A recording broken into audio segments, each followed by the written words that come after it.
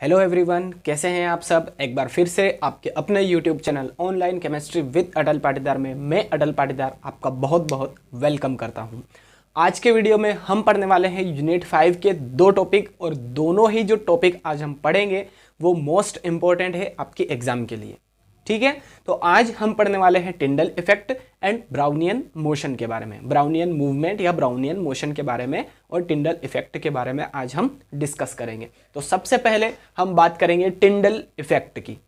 ठीक है, तो थ्योरी जो है वो आपके सामने लिखी है, अब हम इसे ध्यान से पढ़ते हैं और समझते हैं।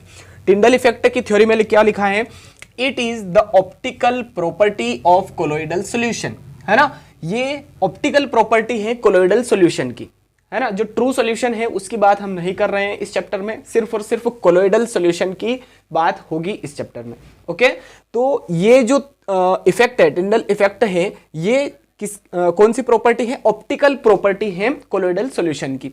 आगे लिखा है this effect was first observed bye Faraday, है ना। ये जो टिंडल इफेक्ट है ये सबसे पहले ऑब्जर्व किया था किसने, फेराडे ने, है ना। नाम याद रखिएगा कि ये जो इफेक्ट है टिंडल इफेक्ट जो है ये सबसे पहले ऑब्जर्व किया गया था फेराडे के थ्रू। ओके, आगे लिखा है and later studied in detail by Tyndall. जो टिंडल नामक साइंटिस्ट थे उन्होंने इस इफेक्ट के ऊपर जो फेराडे ने ऑब्जर्व किया था इसके ऊपर बाद में स्टडी की, बारीकी से, है ना, स्टडी की। सो इसी के नाम के ऊपर इस इफेक्ट का नाम टिंडल इफेक्ट रखा गया है। आगे यही लिखा है and is termed as Tyndall effect, है ना। जो टिंडल नामक साइंटिस्ट थे उन्हीं के नाम के आधार पर, उन्हीं के नाम के बेस पर इस इफेक्ट का नाम क्या रखा गया है, टिंडल इफेक्ट रखा गया है। ठीक है, क्लियर है। अब आगे लिखा है when beam of light pass through the colloidal solution then its path seems to visible in the colloidal solution in the form of a cone called Tyndall cone and this effect is called Tyndall effect।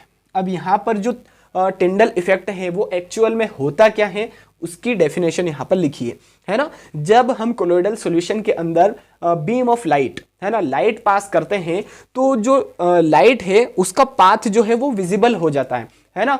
जो true solution होते हैं वहां पर हमें light का path visible नहीं होता है ना। जैसे ही हमने टॉर्च के थ्रू या किसी भी लाइट सोर्स के थ्रू जो ट्रू सॉल्यूशन है उसके अंदर से अगर लाइट पास की तो उसका जो पाथ है वो विजिबल हमें नहीं होगा, हमें दिखाई नहीं देगा उसका पाथ। बट जैसे ही हमने कोलोइडल सॉल्यूशन के अंदर लाइट को पास किया तो जो लाइट का पाथ है वो हमें क्लियरली विजिबल हो जाएगा, है ना, अंडर माइक्रोस्कोप। अब जो लाइट का पाथ है वो किस फॉर्म में हमें नजर आएगा, किस फॉर्म में हमें विजिबल होगा, तो एक कोन के फॉर्म में हमें नजर आएगा, है ना। जो लाइट का पाथ है वो एक कोन के फॉर्म में हमें नजर आएगा, दिखाई देगा, और इस कोन को क्या कहते हैं, टिंडल कोन कहते हैं। और ये जो इफेक्ट है इसको टिंडल इफेक्ट कहा जाता है। अब आगे क्या लिखा है, this effect is due to the scattering of light by the colloidal particle. ये जो इफेक्ट होता है ये एक्चुअल में होता क्यों है ना। क्यों, क्योंकि यहां पर जो कोलोइडल पार्टिकल्स होते हैं वो लाइट को क्या कर देते हैं, स्कैटर कर देते हैं, है ना। लाइट को क्या कर देते हैं, फैला देते हैं, स्कैटर कर देते हैं। तो ये जो इफेक्ट है ये किसके थ्रू होता है, कोलोइडल पार्टिकल्स के थ्रू होता है। और क्यों होता है, क्योंकि जो कोलोइडल पार्टिकल्स होते हैं वो लाइट को स्कैटर कर देते हैं। ठीक है, यहां पर जो डायग्राम है उसमें आप देख पा रहे होंगे लाइट सोर्स है एक, है ना, बल्ब है। तो यहां पर क्या हो रहा है कि जो कोलोइडल पार्टिकल है वो लाइट को स्कैटर कर रहे हैं, और ये जो कोन दिख रहा है आपको ये कोन कहलाएगा टिंडल कोन। और ये एक कोलोइडल सॉल्यूशन है और ये यहां पर शो किया गया है स्कैटर्ड लाइट को। ठीक है, ये एक लाइट सोर्स है। तो इस तरह से ये जो लाइट का पाथ है ये विजिबल होता है टिंडल इफेक्ट में। और विजिबल क्यों होता है, क्योंकि जो कोलोइडल पार्टिकल्स होते हैं वो लाइट को स्कैटर कर देते हैं।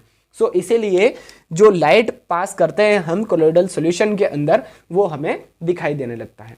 तो ये है हमारा सिंपल सा topic Tyndall effect. I hope ये टॉपिक आप अच्छे से क्लियर कर पाए होंगे। अब आगे हम पढ़ने वाले हैं ब्राउनियन मोशन के बारे में। तो चलिए गाइज, अब वीडियो का सेकंड पार्ट हम देख लेते हैं, और सेकंड जो टॉपिक है वो है ब्राउनियन मोशन या ब्राउनियन मूवमेंट। इसमें थ्योरी में क्या लिखा है continuous and zigzag motion of colloidal particles is called Brownian motion, है ना। जो कोलोइडल पार्टिकल्स होते हैं उनकी जिगजैग जो मोशन होती है वही ब्राउनियन मोशन कहलाती है, जिस तरह से आप डायग्राम में यहाँ पर आप देख रहे हैं, है ना।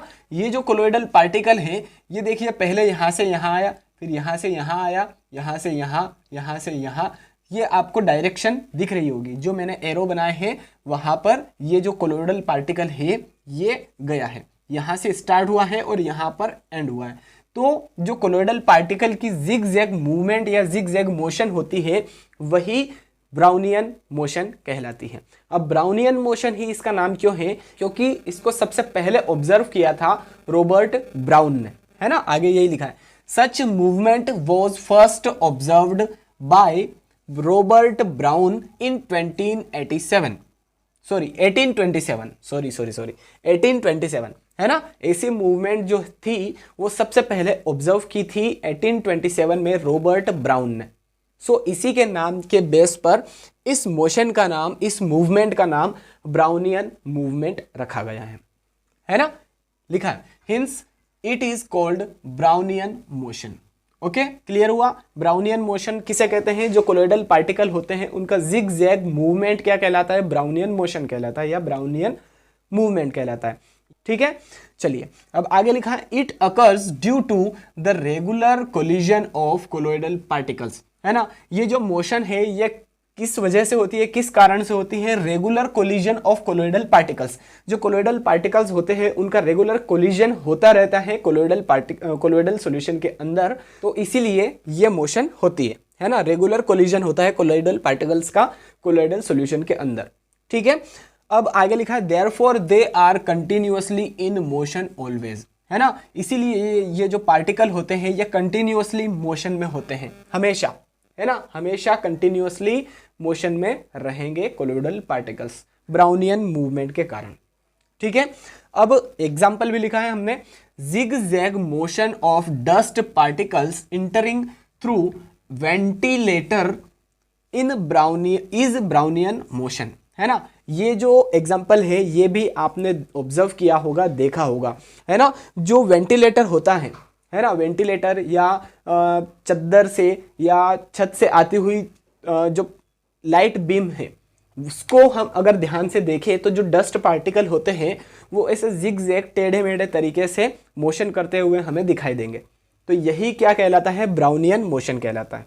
ठीक है, तो जो एग्जाम्पल है डेली लाइफ से रिलेटेड एग्जाम्पल मैंने आपके लिए लिया है, इजी है और ये टॉपिक आपको आई थिंक अच्छे से क्लियर भी हो चुका है।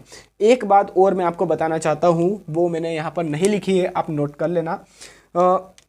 मैं यहाँ पे लिख देता हूँ, स्मॉलर द साइज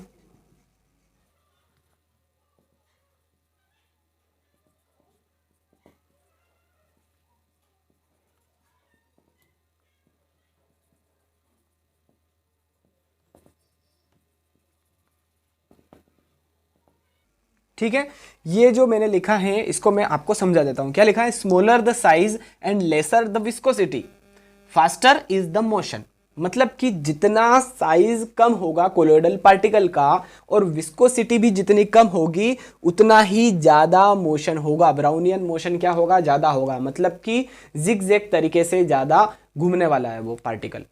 ठीक है, तो जितना कम साइज होगा, जितना स्मॉल साइज होगा कोलोइडल पार्टिकल का और जितनी कम विस्कोसिटी होगी, विस्कोसिटी आपने 11th में पढ़ा है ना, सरफेस टेंशन एंड विस्कोसिटी दोनों क्लियर करा है। अगर यहाँ पर मैं विस्कोसिटी को आपको एक्सप्लेन करूँगा तो वीडियो बहुत लंबा हो जाएगा और आप इतना बड़ा वीडियो देखेंगे नहीं, टाइम नहीं है भैया आपके पास, है ना। तो अभी सिर्फ इतना याद रख लीजिए और जिसको याद है अच्छी बात है, और अगर पढ़ना है इसके बारे में तो 11th में है ये। ठीक है, तो smaller the size and lesser the viscosity faster is the motion. जितना साइज कम होगा कोलोइडल पार्टिकल का और विस्कोसिटी कम होगी उतना ही ज्यादा मोशन होगा, है ना। साइज ज्यादा होगा और विस्कोसिटी भी ज्यादा होगी तो जो ब्राउनियन मोशन है वो कम होगा। ठीक है, क्लियर हुआ। तो जो ब्राउनियन मूवमेंट है या जो ब्राउनियन मोशन है ये वाला टॉपिक भी आई थिंक आपको अच्छे से क्लियर हो चुका है, और टिंडल इफेक्ट जो टॉपिक था वो भी आई थिंक आपको अच्छे से क्लियर हो चुका था। अगर आपको ये वीडियो अच्छा लगा है, पसंद आया है, इन्फॉर्मेटिव लगा है तो प्लीज़ लाइक कीजिए, अपने सभी फ्रेंड्स के साथ में शेयर कीजिए एंड चैनल को सब्सक्राइब कीजिए। चलिए गाइस, मिलते हैं अब नेक्स्ट वीडियो में। Till then, thank you so much. जय हिंद।